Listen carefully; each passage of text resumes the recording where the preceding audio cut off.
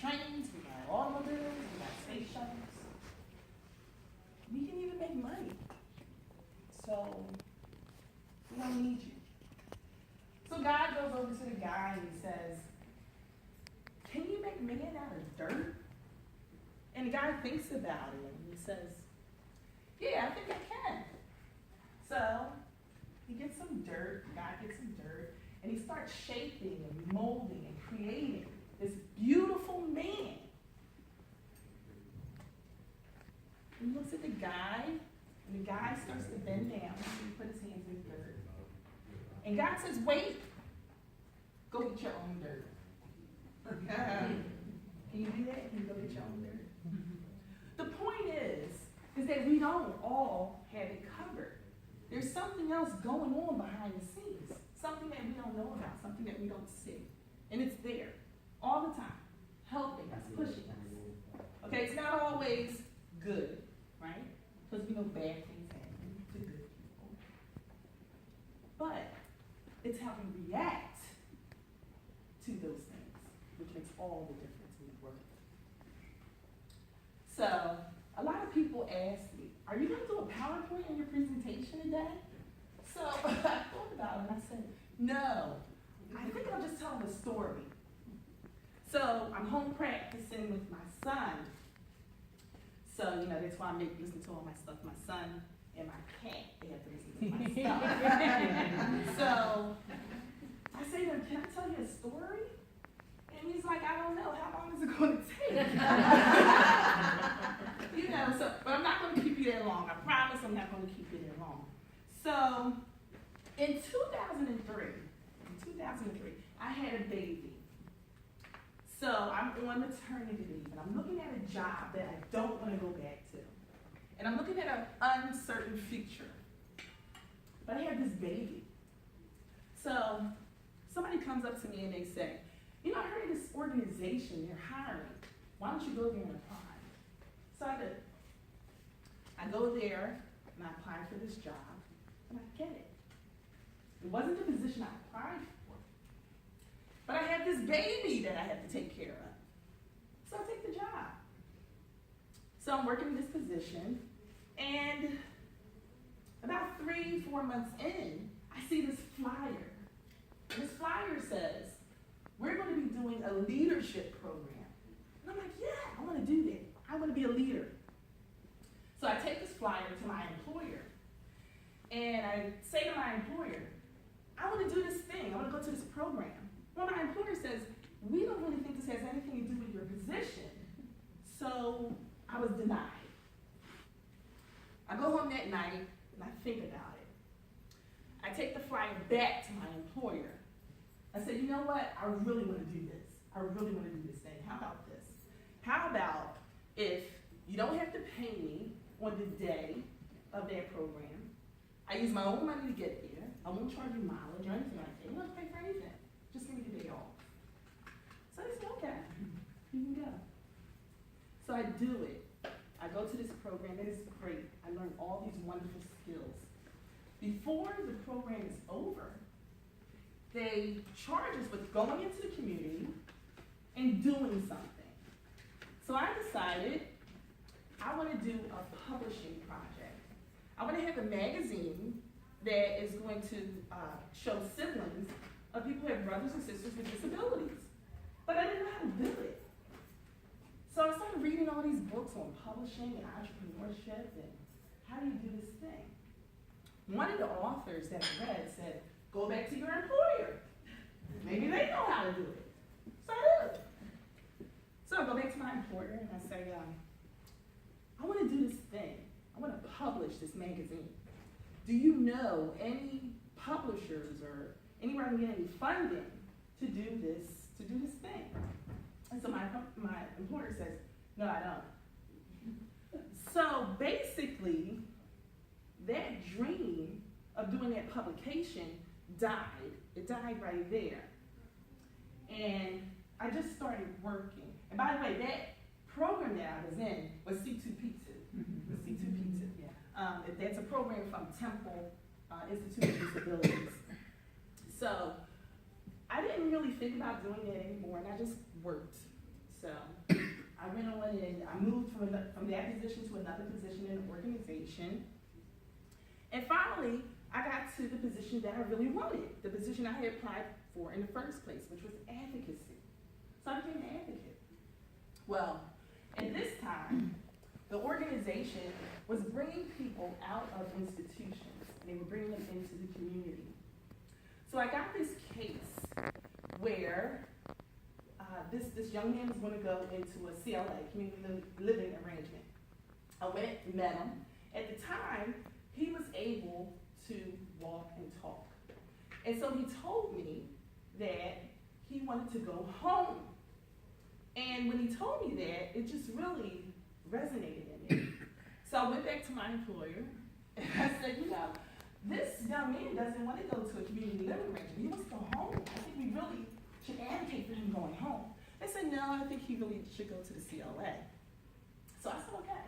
So he moves to the CLA. Meanwhile, I get to meet the family. I get to meet the mom and the brother. And they give me the backstory of this young man, of how he entered a facility in the first place. When they tell me that story, I'm floored. It hits me right here. Or was it here?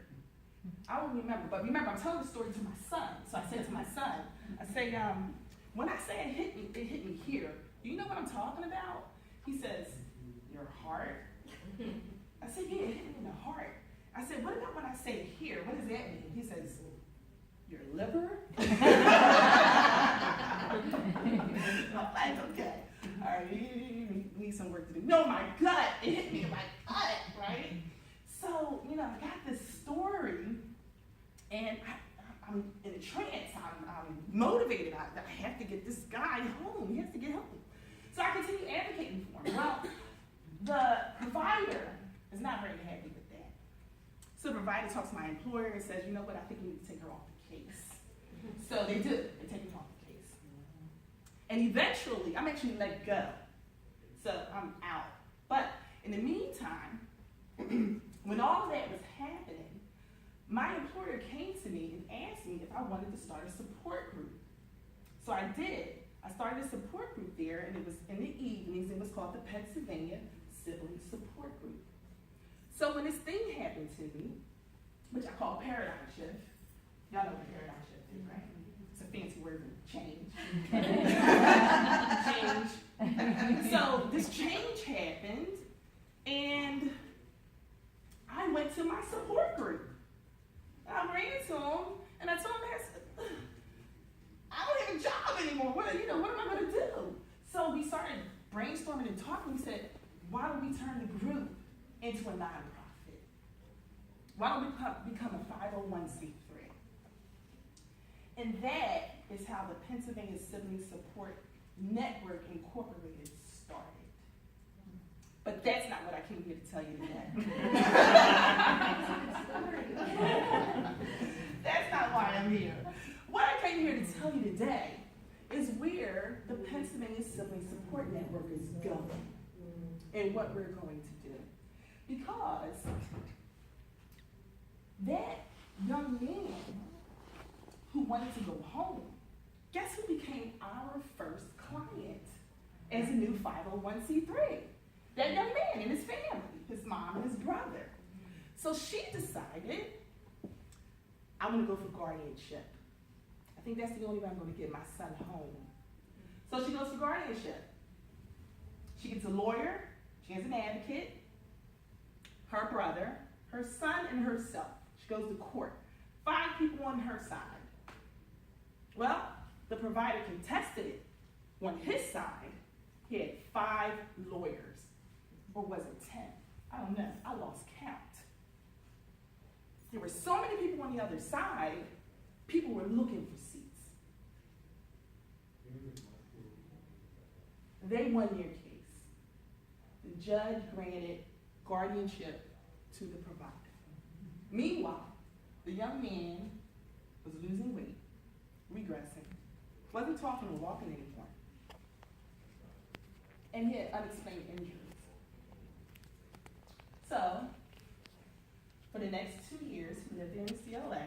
And in March of 2016, that young man died from choking to death. So, they were members of PSSN, Pennsylvania Sibling Support Network. So we started to think, we're what? In another paradigm shift, right? Change. What could we have done better? Is there something we could have done differently to get him home? The mom came up to me and said, you know what? If I had known that I should have probably had guardianship before I placed my son in a facility, maybe that wouldn't have happened. Maybe I would have been able to direct all of his services. Maybe he could have lived home with me. So we thought about that. And we thought maybe PSSN should be doing more work around teaching, mentorship, training. So that is where we're capable of going. We have a lot of work to do in the community. But we need help, we need support from all of you. Just telling people about the network and getting more siblings involved. So I have a sister, Lynne Mack, and her story, just like I heard that young man's story, her story is just too much for me to tell. I can't tell the story, so I wrote the story. And what I did was, I put it in this book,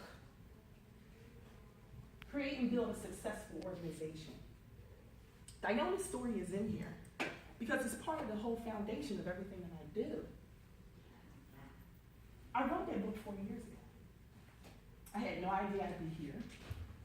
I had no idea that I'd be doing a grant with the Sibling Leadership Network at that time, or with Temple Institute on Disabilities. My point is, there's no coincidences. We don't have it covered. There's something else out here that is guiding all of our steps. See, change is occurring right here, right now, in this room. It's happening all the time, whether you want it to or not. Because if you're just going to sit there, you're going to age. You're going to age. It's going to happen, regardless of what you do. So, do something. Or support someone who's doing something. We talk about being in the sandwich. I'm in the sandwich category. My mother has Alzheimer's, and now I'm taking care of my sister. My mother's story is in here as well. But these are the things that siblings go through. Siblings are in a unique position. Siblings are right there. They know what's going on. They are a witness. They're a witness to everything. There is a story in there. There is a story in there. And it's not just, oh, my sister has cerebral palsy and it was really tough growing up with her in the house. That's not it.